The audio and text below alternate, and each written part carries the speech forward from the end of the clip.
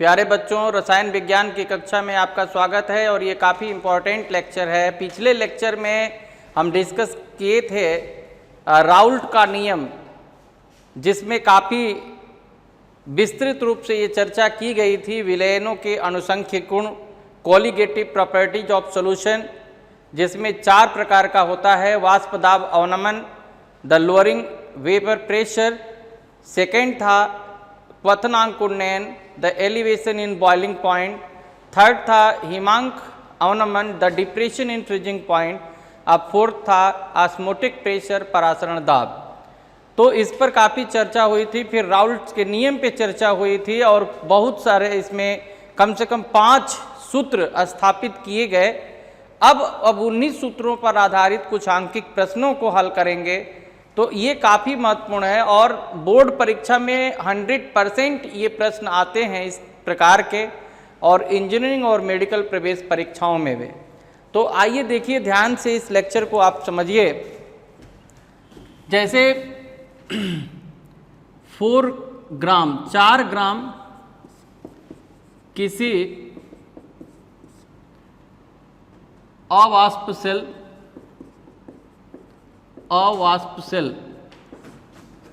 एवं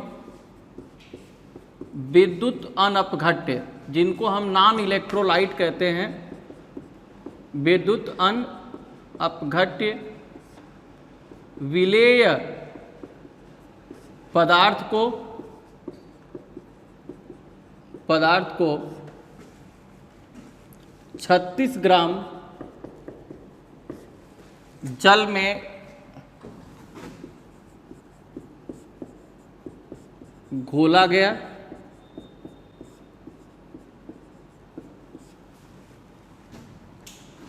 यदि आपेक्षिक वाष्प दाब अवनमन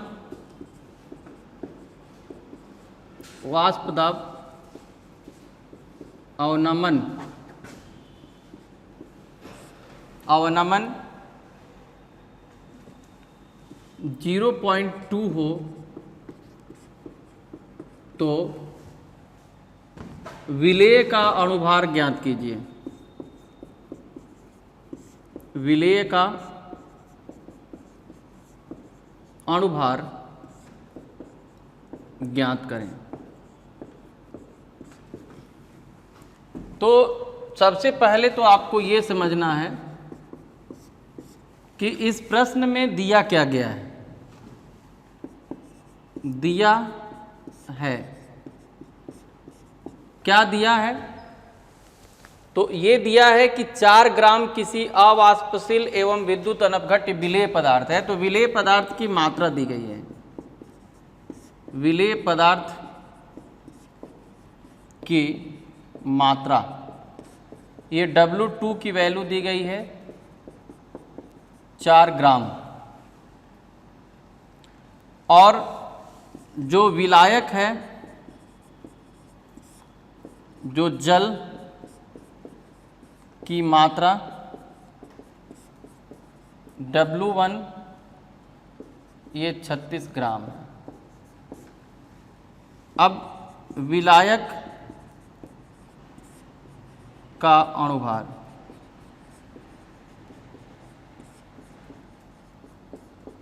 18 ग्राम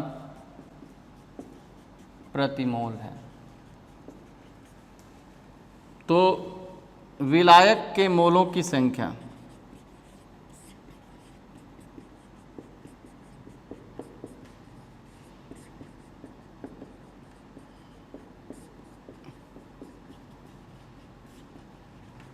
W1/m1 36/18, ये 2 मोल हो जाएगा।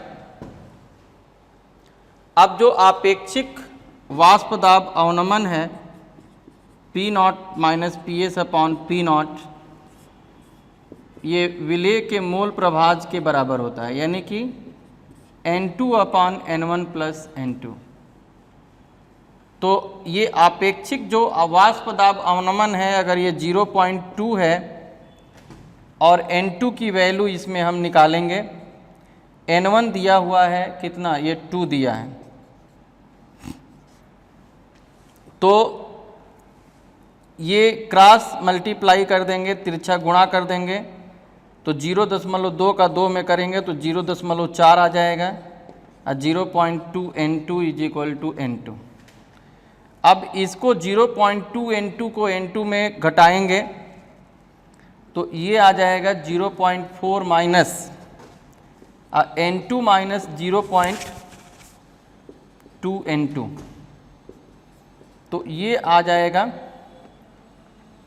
0.8 N2 हो जाएगा और N2 बराबर 0.4 अपान 0.8 यानी कि 1/2 हो जाएगा। अब जो नंबर ऑफ मोल, जो विलेय के मोलों की संख्या N2 है, ये मात्रा बटे अणुभार, तो अणुभार बराबर क्या होगा W2 अपॉन N2। तो W2 दिया है 4 और N2 दिया है 1/2, तो ये 8 ग्राम प्रति मोल आ जाएगा। तो इस तरह से जो दिया हुआ है और जो पूछा गया है, तो आप सूत्र लिख लेंगे और दिए गए का जो मान है वो जब सूत्र में रखेंगे तो अपने आप निकल जाएगी वैल्यू। तो आपको सूत्र याद होना चाहिए और ये पता होना चाहिए कि जो ये संकेत है उसका मात्रक, और जैसे P0 है तो किसका वाष्प दाब है, PS है तो S फॉर सॉल्यूशन यानी कि विलयन का वाष्प दाब है, और N2 2 से हम विलेय को डिनोट किए हैं और N1 तो 1 से विलायक को किए हैं। तो ये कंसेप्ट क्लियर होना चाहिए। आइए इसी पर एक दूसरा प्रश्न हल करते हैं। अब देखिए इसमें हम थोड़ा सा इसी प्रश्न में ये प्रश्न 2 बना देते हैं और जो 4 ग्राम है ये हटा देते हैं। अब ये क्या बन गया कि किसी अवाष्पशील एवं विद्युत अनपघट्य विलेय पदार्थ को 36 ग्राम के जगह पर हम मान लीजिए 90 ग्राम कर देते हैं। 90 ग्राम जल में घोला गया और यदि विलायक का वाष्प दाब, विलायक का वाष्प दाब 500 mmHg हो तो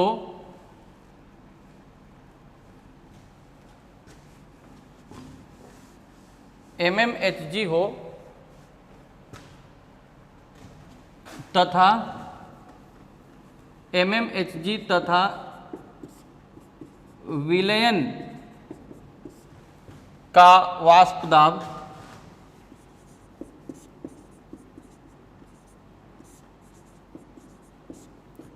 450 mmHg हो तो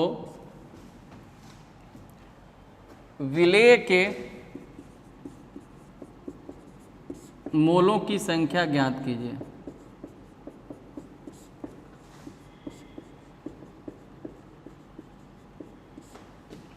एवं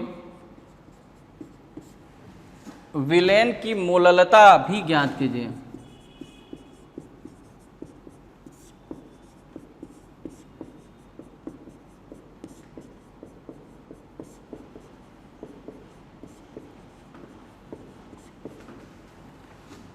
तो देखिए अब इसमें किसी अवाष्पशील और विद्युत अनपघट्य, माने ये कंफर्म नहीं है कि कौन सा पदार्थ है और उसका 90 ग्राम जल में घोला गया है और क्या दिया हुआ है, ये विलायक की मात्रा दी गई है, दिया है विलायक की मात्रा। तो विलायक की मात्रा कितनी दी गई है, ये विलायक की मात्रा दी गई है, ये W1 की वैल्यू है 90 ग्राम और जो विलायक है जल का अणुभार, ये m1, तो ये 18 ग्राम प्रति मोल हो जाएगा। अब विलायक के मोलों की संख्या,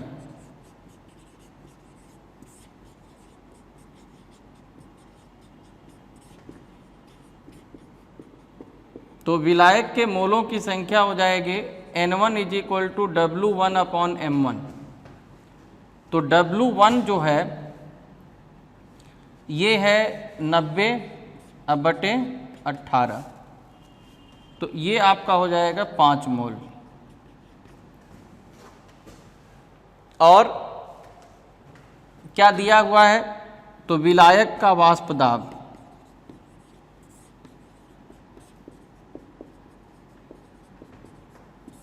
तो विलायक का जो वाष्प दाब P0 है ये 500 mmHg है, और विलयन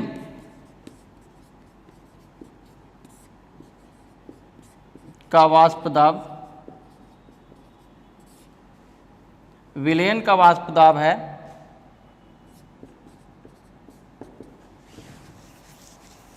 PS 450 mmHg। तो अब राउल्ट लॉ के अनुसार फॉर्मूला लगाएंगे। राउल्ट के नियमानुसार ये है P0 minus PS upon P0 और N2 upon N1 plus N2। तो इस फार्मूला में अगर P0 के जगह पर 500 रखा जाए, अब PS के जगह पे 450 और P0 के जगह पे ये 500 रखा जाए, तो N2 निकालना है आपको, और N1 की वैल्यू हो जाएगी 5। अब जब घटा देंगे तो 500 में से 450 गया, 50 आएगा, और N2 अपॉन 5 प्लस N1, तो ये 10 हो जाएगा। अब तिरछा गुणा करना है, ये 1 आएगा, तो 5 plus N1 is equal to 10 N2, 5 ये N2 है, तो ये इधर जाएगा, तो ये 9 N2 इज इक्वल टू 5 आ जाएगा, तो N2 इज इक्वल टू 5/9, यानी कि 9 × 45, 9 × 5, 0.55 मोल आ जाएगा। तो इस तरह से इस पर जो आधारित विभिन्न प्रकार के जो आंकिक प्रश्न कुछ उदाहरण में दिए गए हैं, कुछ इन टेक्स्ट में दिया गया है, और एक्सरसाइज जो अभ्यास के प्रश्न हैं उस पर भी दिए गए हैं। अगर आप NCERT की बुक फॉलो करते हैं तो उसमें भी इस पर आधारित बहुत सारे प्रश्न हैं, और किसी भी बोर्ड की जो आप बुक प्रयोग करते हैं, चाहे P बहादुर हो, KN शर्मा हो, बाउंड्रा खन्ना हो, तो सब में इस पर प्रश्न मिलेंगे। और यहाँ पे जो क्लास में एक जो उदाहरण बताया जा रहा है, इसी के आधार पर जब विभिन्न प्रकार के प्रश्नों को आप हल करेंगे तो आपका जो कंसेप्ट है वाष्प दाब अवनमन का, राउल्ट्स लॉ का, और इस रसायन विज्ञान का जो कंसेप्ट है, कंसेप्ट ऑफ केमिस्ट्री, ये बिल्कुल स्पष्ट हो जाएगा। तो आप ये प्रश्नों को आप ज़्यादा से ज़्यादा घर पर हल करिए, और कोई भी समझ, और ये जो लेक्चर हैं ये गूगल प्ले स्टोर से डाउनलोड करेंगे। माई स्कूल ऐप है और उस पर उपलब्ध है और हर लेक्चर के 10 प्रश्न डीपीपी में दिए गए हैं और उसका जो सॉल्यूशन है, जो हल है, वो भी दिया गया है और यूट्यूब पे भी आपको ये मिलेगा। तो ये पूरा कंप्लीट कोर्स का पैकेज है और उम्मीद है कि आपको बात पूरी समझ में आएगी और आप अपने बोर्ड परीक्षा में 90% से ऊपर अंक लाएंगे और इसके साथ साथ इंजीनियरिंग एवं जो मेडिकल की प्रवेश परीक्षा है उसमें भी उच्च स्थान हासिल करेंगे। तो आइए एक प्रश्न और करते हैं, इसके बाद हम डिस्कस करेंगे क्वथनांक उन्नयन। अभी इसी में एक चीज़ और निकालना है, ये हम लोग थोड़ा ध्यान नहीं दिए, ये मोललता भी निकालनी है। विलेय के मोलों की संख्या तो निकल गई, लेकिन ये मोललता भी निकालना है। तो इसके लिए जैसे जो फॉर्मूला डिराइव किए थे P0 minus PS upon P0, ये M1 अपॉन 1000, इसको लगा देंगे तब भी आ जाएगा। तो जैसे ये 500 है, PS 450 है, P0 500 है और M आपको निकालना है, M1 18 दिया है और बटा 1000 है। तो ये आपका हो जाएगा 50 बटे 500, ये 18 M बटे 1000।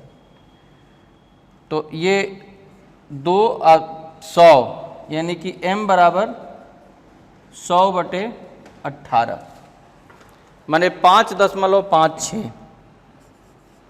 ये 100 बटे 18 होगा, 5.56 मोलल आ जाएगा।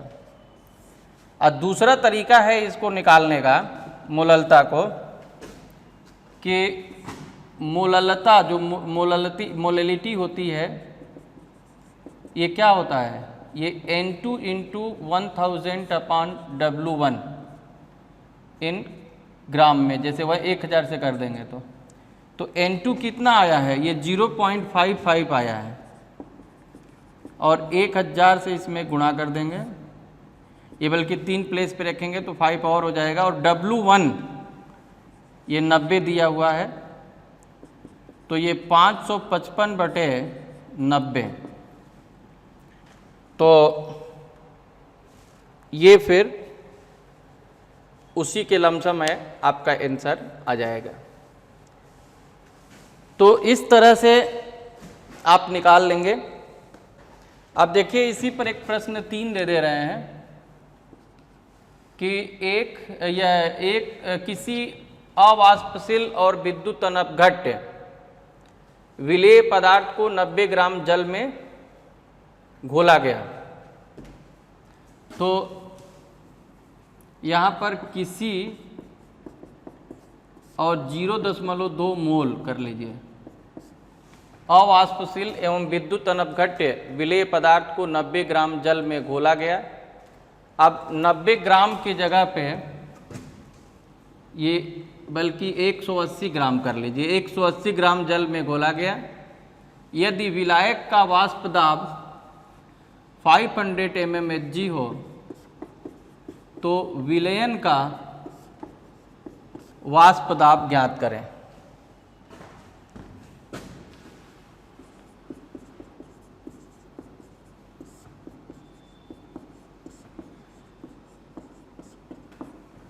तो यहाँ पर क्या दिया हुआ है कि विलेय के मोलों की संख्या दी गई है,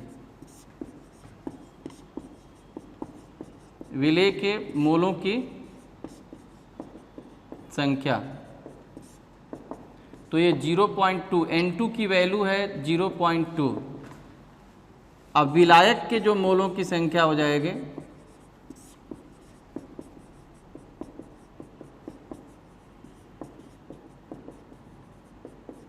N1, ये हो जाएगा W1 अपॉन M1, तो 180 बटे 18 यानी कि 10 हो जाएगा।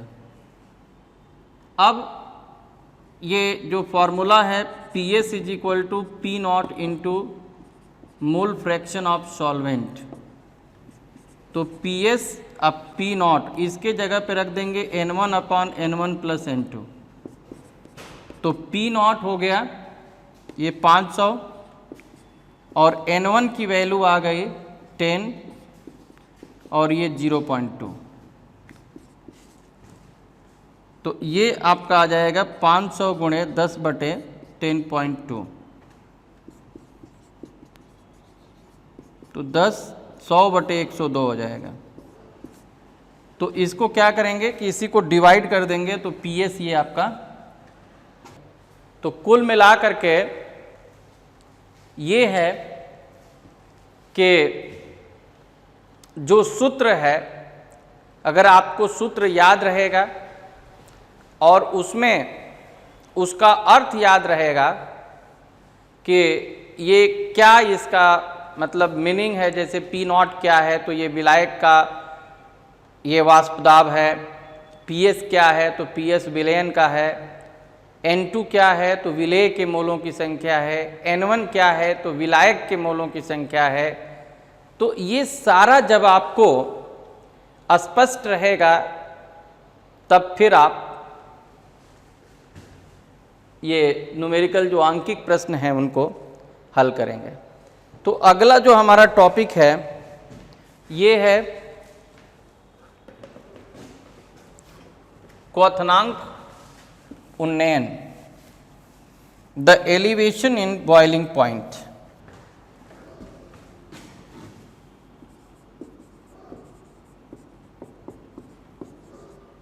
क्वथनांक उन्नयन, क्वथनांक उन्नयन और the elevation in boiling point.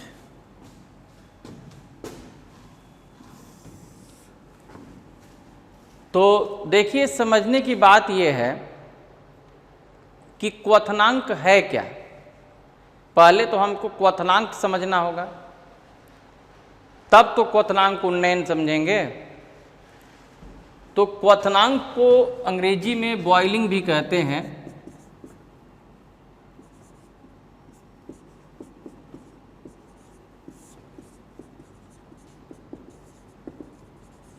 Boiling, तो इसका परिभाषा ये है कि जब किसी द्रव को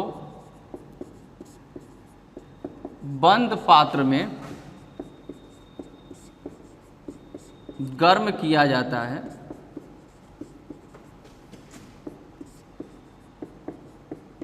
गर्म किया जाता है, तब द्रव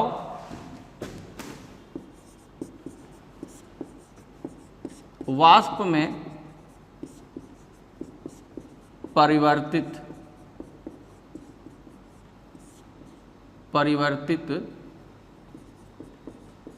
होने लगता है। किंतु जिस ताप पर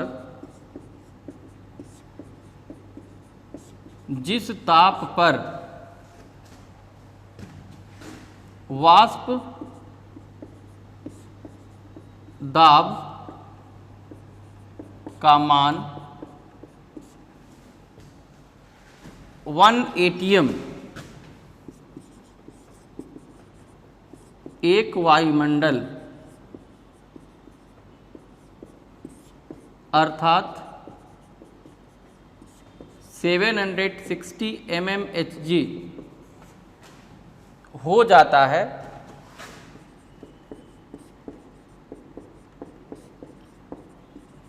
वह ताप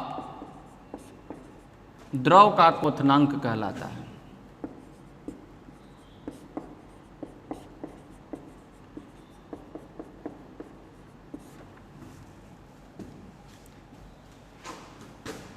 यहाँ बॉइलिंग पॉइंट लिख दीजिएगा, क्योंकि बॉइलिंग का मतलब क्वथन होता है।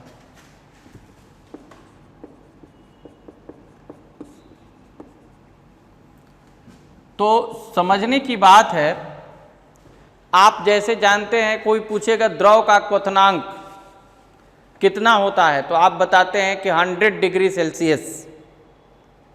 या विभिन्न प्रकार के जो द्रव होते हैं उनका क्वथनांक क्या होता है, तो आप जो है उसका कुछ न्यूमेरिकल वैल्यू बता देते हैं, जैसे 40 डिग्री, 105 डिग्री। तो ये आता कहाँ से है? जैसे जल का क्वथनांक 100 डिग्री है तो ये हवा में आ गया, कहाँ से आया? तो हम बताते हैं आपको कहाँ से आया। जैसे ये कोई एक बंद पात्र है, इसमें भर लीजिए किसी भी द्रव को, ये द्रव को भर लिए और ये लिक्विड है, इसको आप गर्म किए। जब गर्म करेंगे तो ये वेपर में जाएगा, तो ये वेपर में जाएगा तो यहाँ आप लगा दिए थर्मामीटर, जिससे कि आप टेम्परेचर मेजर करेंगे। ये बैरोमीटर लगा दिए तो इससे प्रेशर मेजर करेंगे। तो जिस ताप पर इसका प्रेशर 1 atm या 760, ये जो मरकरी है, जब 760 मिलीमीटर या 76 सेंटीमीटर Hg, तो 76 सेंटीमीटर तक पहुंच जाता है, तो वही ताप क्वथनांक कहलाता है। ये ध्यान देना, यानी कि क्वथनांक पर किसी द्रव के वाष्प का वाष्प दाब 1 atm होता है, ये आपको मालूम होना चाहिए। अब हम मान लेते हैं कि माना किसी शुद्ध द्रव विलायक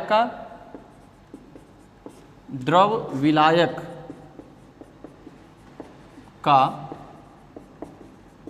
क्वथनांक T केल्विन है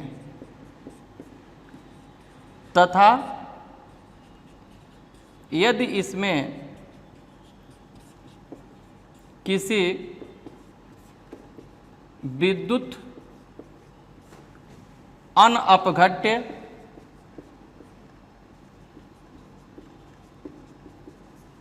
एवं अवाष्पशील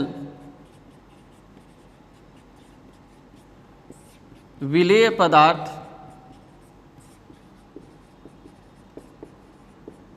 को मिलाते हैं तो प्राप्त विलयन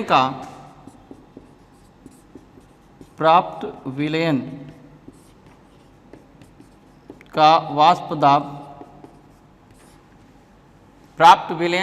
दाब TB हो जाता है, बढ़कर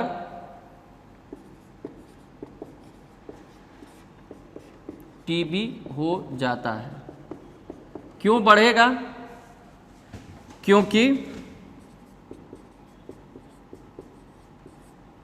क्योंकि विलायक की सतह पर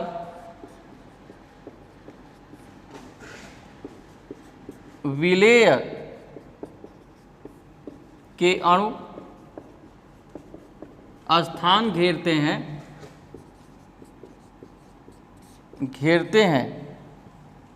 अतः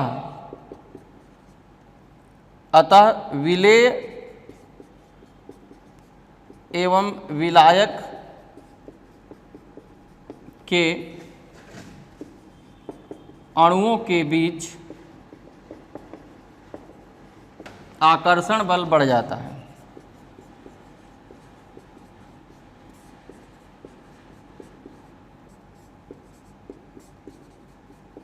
आकर्षण बल बढ़ जाता है। तो समझने की बात यही है कि जैसे मान लीजिए ये आपका जो है शुद्ध विलायक है, शुद्ध विलायक, और अगर इसमें आप मिला दिए, ये विलेय मिलाने पर तो ये जो बना ये विलेन हो गया, ये विलेन। तो अगर इसका जो आपका क्वथनांक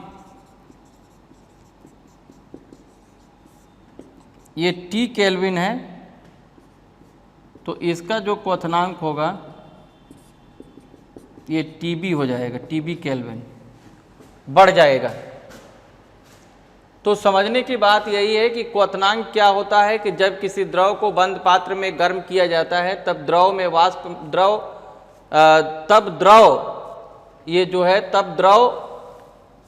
वाष्प में परिवर्तित होने लगता है, किंतु जिस ताप पर वाष्प दाब का मान 1 atm 1 वायुमंडल अर्थात 760 mm हो जाता है, वह ताप द्रव का क्वथनांक कहलाता है। और माना कि किसी शुद्ध द्रव विलायक का क्वथनांक ये कितना है, T केल्विन है, इसको मिटा दीजिए, T केल्विन है,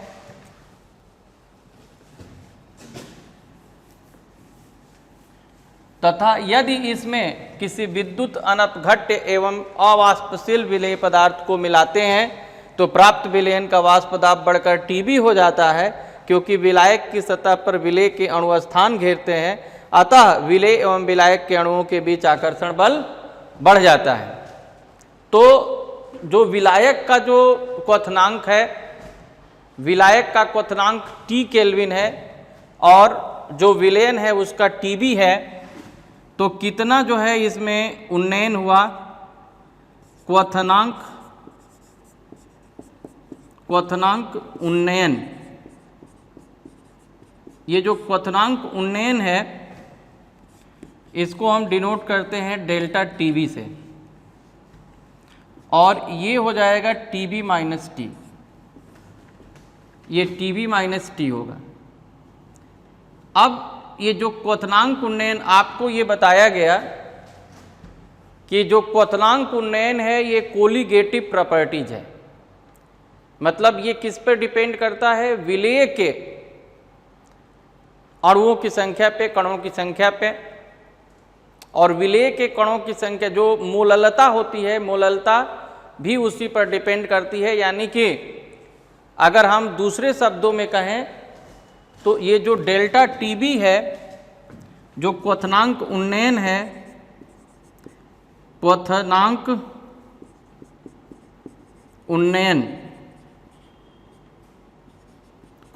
उन्नयन विलयनों का अणुसंख्य गुण है।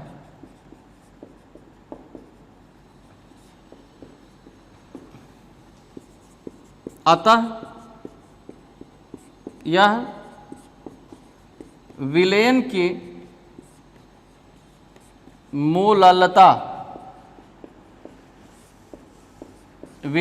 मोललता पर निर्भर करता है,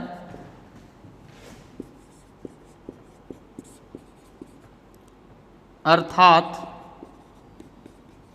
क्वथनांक उन्नयन डेल्टा TB मोललता के समानुपाती होता है।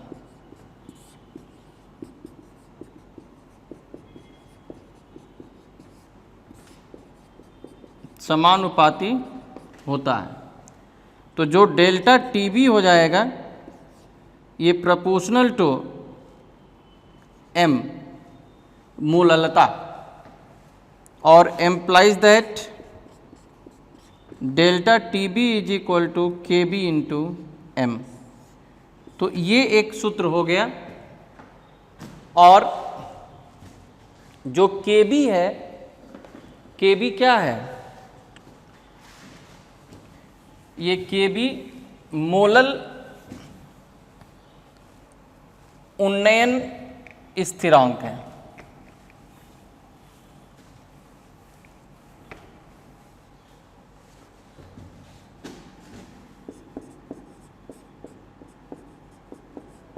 मोलल उन्नयन स्थिरांक, मोलल एलिवेशन कांस्टेंट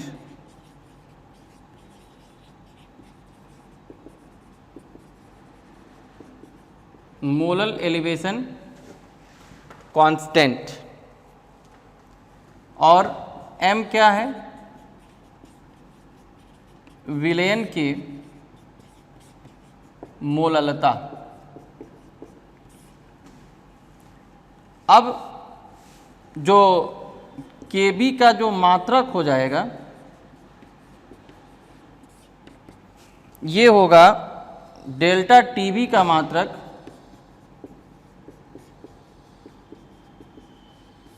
बटे मोललता का मात्रक।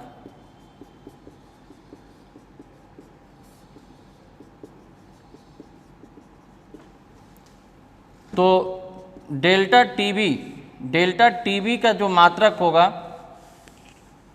ये हो जाएगा डिग्री सेल्सियस, इसका होता है मोललता का मोल प्रति केजी। तो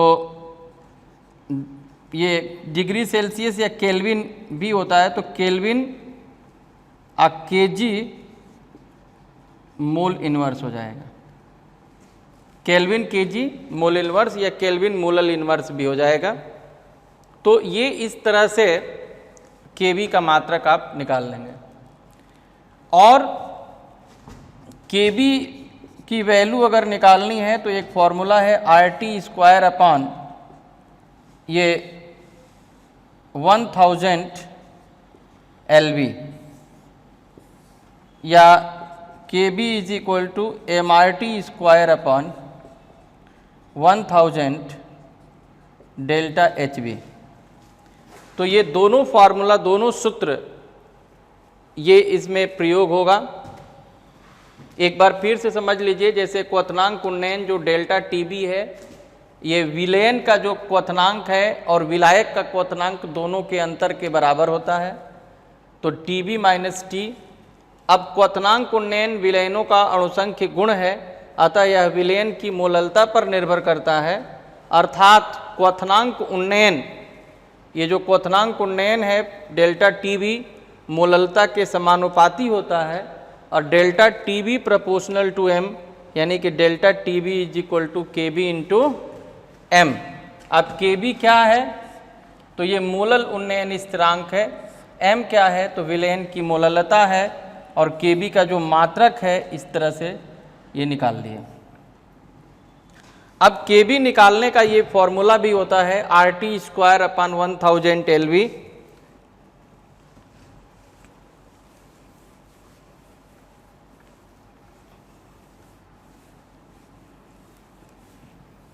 तो R क्या है कि R जो होता है ये जो गैस कांस्टेंट है,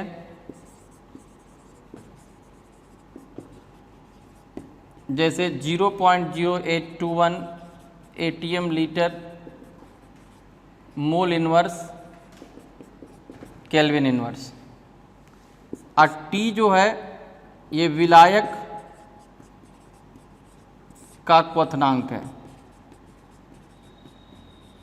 क्वथनांक केल्विन में,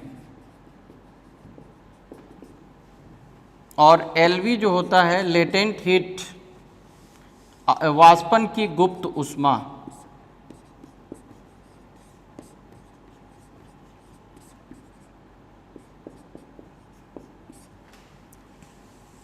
अब देखिए, जैसे R की जो वैल्यू है ये डिपेंड करेगी LV पर, तो अगर गुप्त ऊष्मा का जो मात्रक है अगर जूल प्रति मोल है तो आप R ले लेंगे 8.31 joule mole inverse kelvin inverse, और अगर ये कैलोरी पर मोल है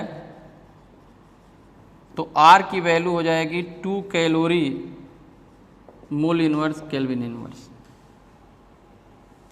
उसी तरह से ये पर ग्राम रहेगा यहाँ पे,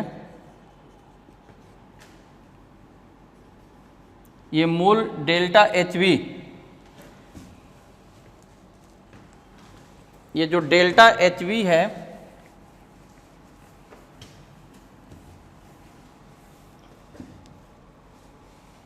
तो ये भी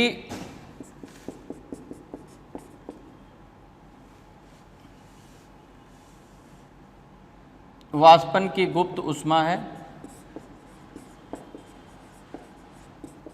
लेकिन अंतर सिर्फ इतना ही है कि ये पर मोल में है, मतलब या तो ये जूल पर मोल में है या कैलोरी पर मोल, ये मात्रक रहेगा तो ये वाला यूज करेंगे।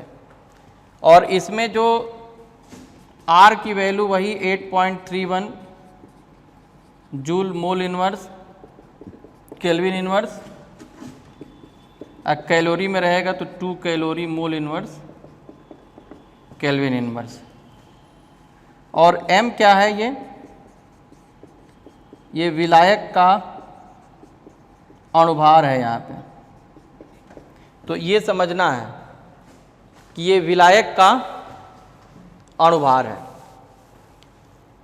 तो KB निकालने का एक तरीका बता रहे थे कि अगर विलायक का क्या दिया है, अगर विलायक का क्वथनांक दिया है और अगर जो है ये वाष्पन की गुप्त ऊष्मा दी गई है तो आप क्या निकाल लेंगे, केवी की वैल्यू निकाल लेंगे। जैसे इस पर एक न्यूमेरिकल हम देते हैं आपको,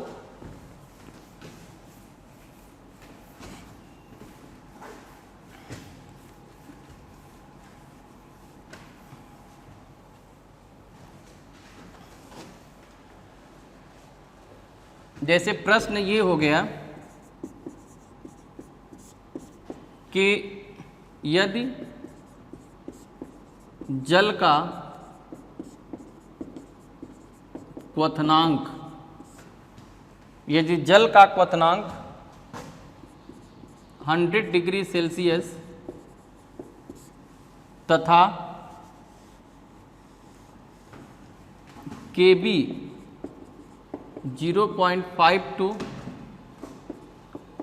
केल्विन केजी मोल इनवर्स है, तो वाष्पन की गुप्त ऊष्मा बताइए। वाष्पन की गुप्त ऊष्मा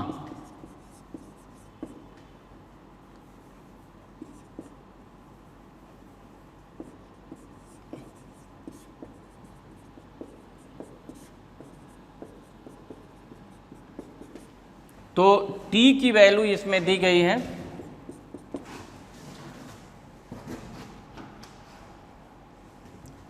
ये 100 में आप 273 जोड़ देंगे, 373 केल्विन हो जाएगा। और इसका जो अणुभार होगा 18 ग्राम प्रति मोल, ये जल का अणुभार है।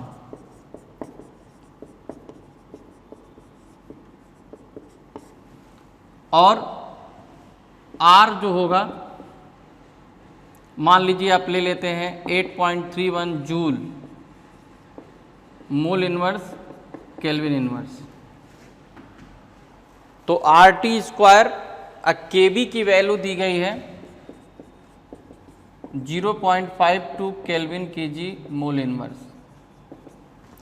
तो ये जो फॉर्मूला दिया हुआ है, इसी फॉर्मूला में जैसे MRT square upon 1000 delta HB अगर मोल में निकालना है तो इसका यूज कर लेंगे। दोनों में से किसी का भी यूज कर सकते हैं, बस केवल M की वैल्यू अगर नहीं रखेंगे तो पर ग्राम में निकलेगा और M रख देंगे तो पर मोल में निकलेगा, यही अंतर है। तो ये हो जाएगा KB is equal to RT square, ये RT स्क्वायर अपॉन 1000 LB, या आप चाहें तो ये भी लगा सकते हैं MRT square upon 1000 delta HB। तो ये M रखेंगे तो थोड़ा सा मान लीजिए कैलकुलेशन इसकी अपेक्षा वो हो जाएगा। तो आपको निकालना है LV, तो RT स्क्वायर ये 1000 KB हो जाएगा। अब R की जगह पे 8.31 joule mole inverse kelvin inverse रख देंगे और T के जगह पे 373 इंटू 373 क्योंकि स्क्वायर है और केल्विन का पावर 2 हो जाएगा और ये 1000 है और 0.520 केल्विन केजी मोल इनवर्स। तो ये मोल इनवर्स कट जाएगा और ये के इनवर्स है तो ये केल्विन भी कट जाएगा और 1 केजी में 1000 होता है तो ये आपका हो जाएगा 8.31 373 373 और ये 1000 इसको भी ग्राम में कर लीजिए तो ये आपका आ जाएगा जूल ऊपर बचा हुआ है और ये ग्राम में आ जाएगा जूल प्रति ग्राम या 1000 से नहीं करेंगे तो जूल पर केजी हो जाएगा। तो इसी को आपको गुणा करना है और नीचे ये आपका 520 और उसके आगे 3 जीरो तो इसको डिवाइड कर देंगे तो ये आपका जल का जो वाष्पन की गुप्त ऊष्मा है पता चल जाएगी। और वाष्पन की जो गुप्त ऊष्मा ये होती है जैसे 3 3 जा 9 और 9 8 72 लगभग 5 तो ये कैलोरी में अगर करेंगे तो 512 कैलोरी हो जाएगा और 1 जूल में 1 जूल बराबर 1/42 यानी कि 4.2 तो 512 कैलोरी के लमसम आती है। अच्छा अगर जो है आप इसी को 8.31 जूल अगर रखे हैं अगर कैलोरी में रख देंगे तो R की वैल्यू आप 2 ही रखेंगे 2 कैलोरी तो ये थोड़ा सा और आसान हो जाएगा कैलोरी में निकाल देंगे तो 373 है। अब 373 का 2 बार मल्टीप्लाई करके 52 से डिवाइड कर दीजिए बल्कि ये आप 1000 से ये मल्टीप्लाई करेंगे तो यहीं पे हटा दीजिए ये 520 हो जाएगा आइए कटा दीजिए तो 2 2 जा 4 260 आ गया तो अब 3 जीरो इसके आगे बढ़ जाएगा 2,60,000 हो जाएगा और 373 ये जो है आप अब तब ये कैलोरी में आएगा तो ये निकल जाएगा ये करीब ये आपका आ जाएगा 11 तो ये 512 कैलोरी के लगभग पर ग्राम ये आ जाएगा। तो कहने का मतलब ये है कि जो भी वैल्यू दी गई है आपको जो सूत्र दिया गया है उसमें आप मान रख करके गुणा भाग कर लेंगे। जैसे मान लीजिए इसमें KB है R है T है LV है तो जो दिया हुआ है उसकी वैल्यू अगर आप रख देंगे तो ये निकल जाएगा।